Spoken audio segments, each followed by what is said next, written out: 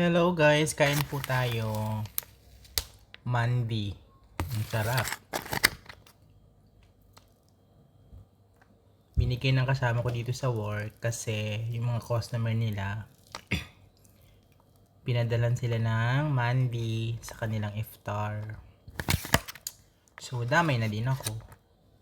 At least kain din ako, di ba? So kumusta po kayong lahat? Third day ng Ramadan ngayon, grabe. Wala kaming customer sa salon. 3 days na. Napakatumal po. Hoping tomorrow okay kasi weekend. Sarap ng mandi. Kain po tayo, bye!